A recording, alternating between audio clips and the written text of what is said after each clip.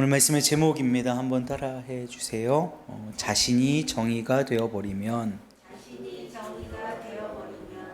네, 오늘 말씀을 통해서 이 제목을 가지고 은혜를 누리기를 원합니다. 제가 표를 하나 갖고 왔는데요. 오늘 말씀을 좀 이해를 돕게 하기 위해서 표를 한번 만들어 와 봤어요. 사울이 죽은 후에 이스라엘은 두 개의 세력이 양립했습니다. 하나는 우리가 잘 알고 있는 대로 다윗의 세력이 있고요. 하나는 사울의 네 번째 왕자였던 아들이었던 이스보셋이라고 하는 사람이에요. 그래서 사울이 죽은 후에 이스라엘은 사실 두 조각으로 쪼개진 상태입니다. 다윗은 유다 왕국의 왕으로 추대를 받았고요. 이스보셋은 우리가 쉽게 말하는 이스라엘의 왕이 되었습니다. 그리고 나서 오늘 우리가 또 주목해서 보아야 할 인물들이 있는데요. 그것은 이 두 왕뿐만 아니라 그들의 군대 장관이라고 할 수 있는 한 사람은 다윗의 군대 장관은 요압이라고 하는 사람이고요. 이스보셋의 군대 장관은 아브넬이라고 하는 사람입니다.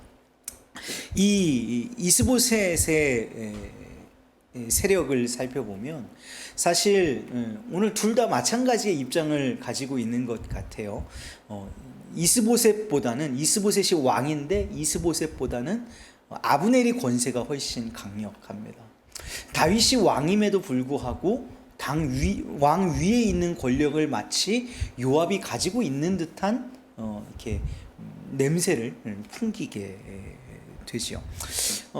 이 아브넬이 이스보셋의 군대 장관인 아브넬이 얼마나 큰 권력을 가지고 있었냐면 우리가 수요일날 말씀드린 대로 사울의 첩 중에 제가 적어왔는데요. 사울의 첩 중에 리스바라고 하는 사람이 있었어요. 근데 이 리스바하고 간통을 할 만큼 이게 무소불위의 권력을 가지고 있었던 것이 이 아브넬이라고 하는 사람이거든요. 근데 이 일로 통해서 간통한 이 일을 통해서 이 이스보셋 왕과 아브넬 사이가 틀어지게 됩니다. 그래서 이 아브넬이 이제는 더 이상 이스보셋의 편을 들지 않고 다윗의 편을 들기 위해서 다윗에게 전가를 보내죠. 그랬더니 다윗이 이제 내 처였던 미가를 데리고 와라라고 하면서 여러 정치적인 계산들이 그 아래에 깔려 있어요. 그 정치적인 요소들을 다 허락하면서 다윗이 아브넬을 만나기를 원합니다. 물론 평화적인 이 유다와 이스라엘을 통일하는 그런 초석을 삼기 위해 한 일이었겠지만 어쨌든 이 다윗이 아브넬을 맞이하고 성대한 잔치를 베풀어줘요.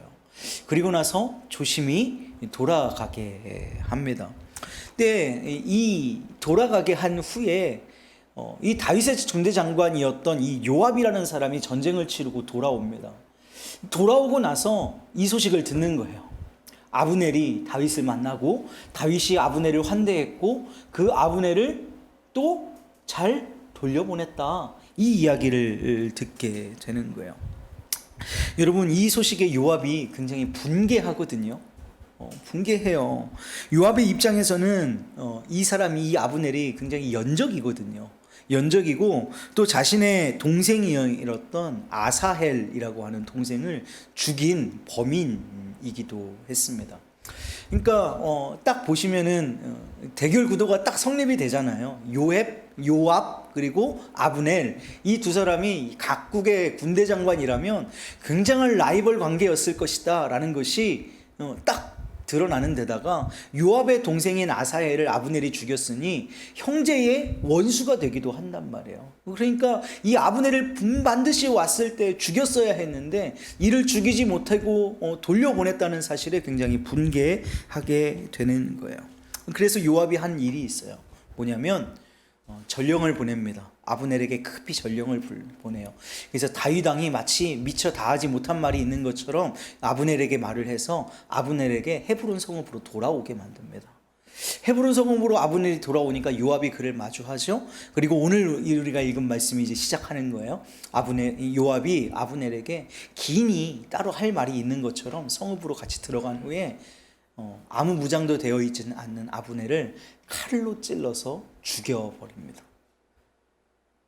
이 일이 이제 시작이 되는 거예요. 요압은요, 지금 자신의 동생을 죽인 원수에게 복수할 생각으로 가득 차 있어요. 다른 그 어떤 것도 그 앞에 떠오르지 않는 것이죠. 그 어떤 것도 사료되지가 않는 거예요.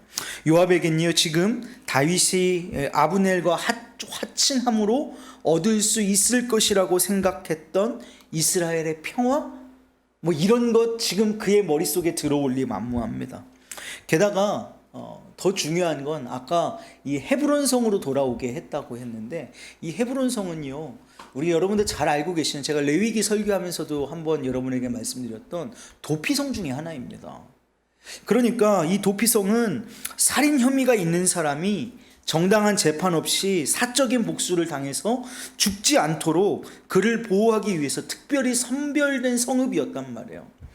그런데 요압은 그런 도피성, 억울한 죽음을 당하게 하지 않기 위해서 만들어 놓은 도피성에서 사적인 복수를 저지름으로 말미암아 억울한 죽음을 만들어내는, 그래서 요압에게는 더 나아가서 깊이 의미를 생각해 보면 하나님의 법보다, 하나님이 제정하신 도피하신 그 성보다 자기의 복수가 더 중요했던 것이죠.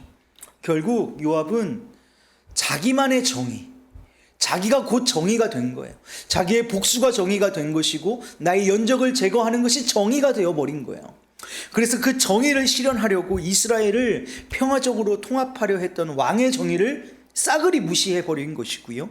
더 나아가서 억울한 죽음이 없게 하려고 도피성 제도를 제정하신 하나님의 정의마저 파괴해버린 사람이 되어버리고 마는 것이죠.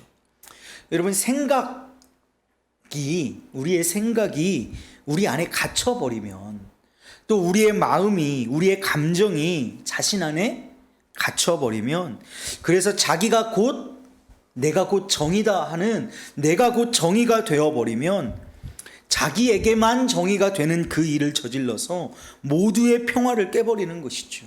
그게 어디까지 나아갈 수 있는지 오늘 말씀이 하나님의 정의를 깨트려 버릴 수, 하나님의 샬롬까지도 깨트려 버릴 수 있는 지경까지 내몰릴 수 있다라는 것을 우리에게 보여주고 있습니다.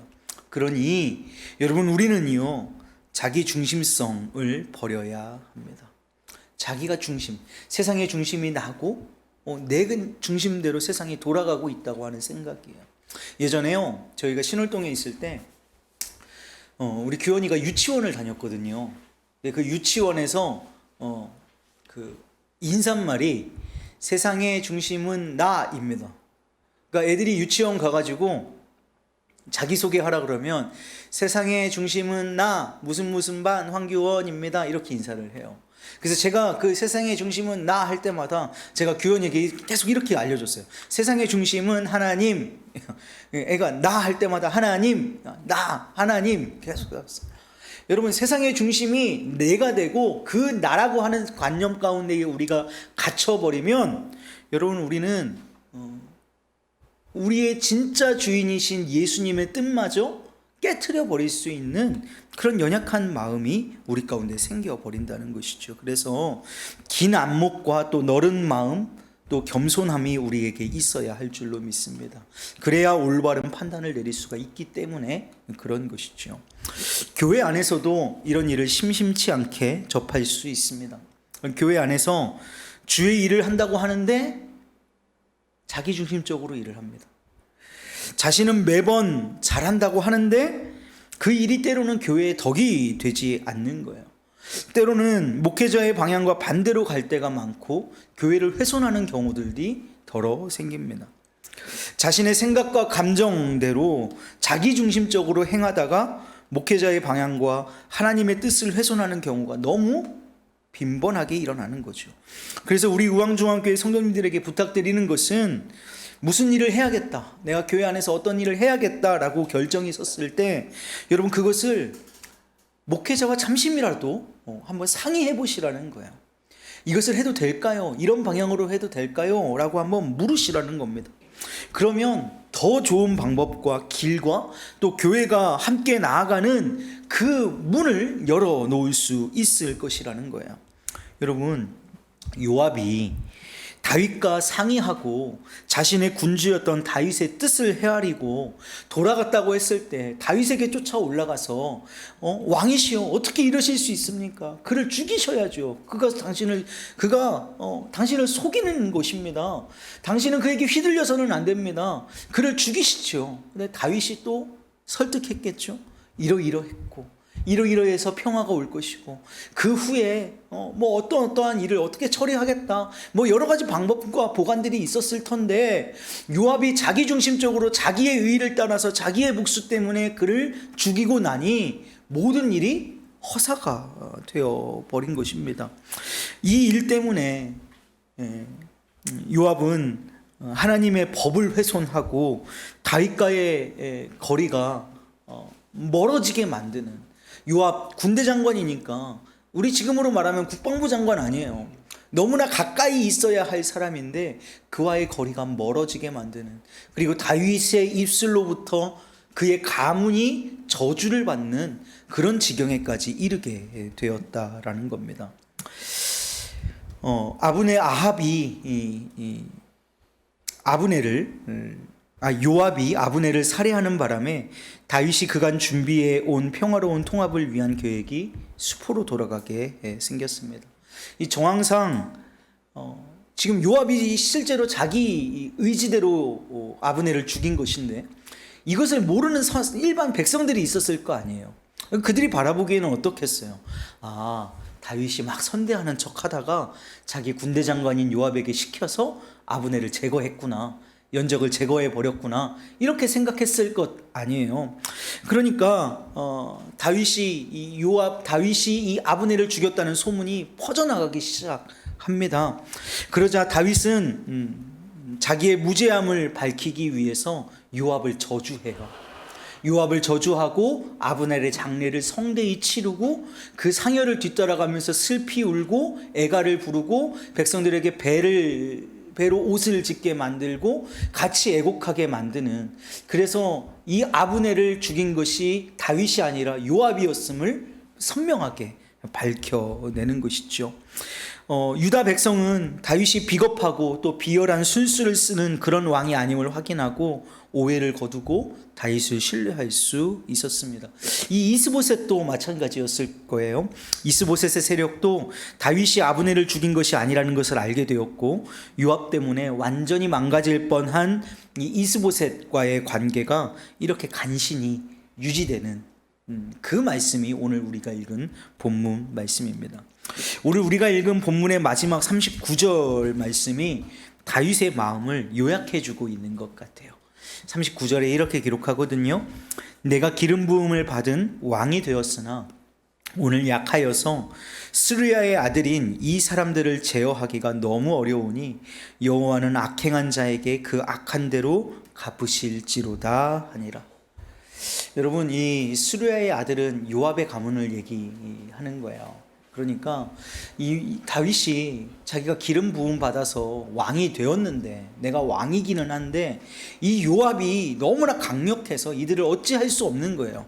그들의 힘이 너무 강력하니까 어찌할 수 없는 거예요. 그래서 하나님께서 그들이 악한 행위를 한 그대로 그에게 갚으시기를 원한다라고 하는 이 자조 섞인, 자신의 힘없음에 대한 자조 섞인 그 말을 하고 있는 거거든요. 여러분, 신앙생활을 해나가면서 제가 목회자이기 때문에 이 말을 하기가 굉장히 쉽지 않습니다만은, 여러분을 한번 생각해 보시면, 여러분 성도와 목회자의 관계에 있을 때 목회자가 힘이 있는 것 같습니까? 성도가 힘이 있는 것 같습니까? 우리들이 주로 생각할 때 목사님 그리고 목회자들은 강단에 서서 말씀을 전하고 또 그 말씀에 순종해야 한다고 얘기하고 하니까 목회자가 힘이 있는 것 같아 보이는데, 아주 결정적인 순간들에 보면 목회자는 힘이 없어요. 갈수록 그걸 많이 느끼거든요. 목회자는 힘이 없습니다. 떠나가는 성도를 목회자가 잡을 수 있는 힘이 없어요. 내 맘대로 하겠다는 성도에게 목회자는 힘이 없어요. 여러분, 다윗이 왕이니까 힘이 있을 것 같은데 요압 앞에서 다윗은 힘이 없는 거예요. 그래서 다윗이 저렇게 얘기하잖아요. 여호와는 악행한 자에게 그 악한 대로 갚으실지로다. 여러분, 목회자가 성도를 향하여서 그렇게 기도하면 안 되겠지만 때로는 솔직한 마음으로 저런 생각이 들 때도 있는 것이 사실이에요. 왜요? 힘이 있으면 내가 제압해 버릴 수 있겠는데 힘이 없거든요. 힘이 없어요. 그래서 여러분들에게 좀 이렇게 갈급한 심정으로 여러분에게 부탁을 드리는 거예요. 일을 하실 때, 또 사명을 감당하실 때 여러분들이 생각하기에 좋을 대로가 아니라 목회자와 상의하시고 하나님의 뜻을 좀 쫓아갈 수 있었으면 좋겠어요. 내 맘대로 아니고 내 생각대로 아니고 내가 중심이 되는 것이 아니고 하나님의 교회의 덕이 되고 하나님을 높여드릴 수 있는, 그래서 자기가 드러나고 자신의 의의가 취해지는 것이 아니라 하나님의 나라가 확장되고 교회가 온전히 서가고 여러분들이 사랑하시는 목회자가 마음이 평안할 수 있는 그런 일들을 저와 여러분들이 함께 해나갈 수 있게 되어지기를 간절히 소망합니다. 여러분, 하나님 아버지의 마음을 알고 하나님 아버지의 생각을 따라서 하나님 아버지의 일을 하나님 아버지의 방법대로 하나님 아버지의 때에 이루시는 우리 의왕중앙교회 모든 성도님들 되시기를요 주님의 이름으로 축복합니다.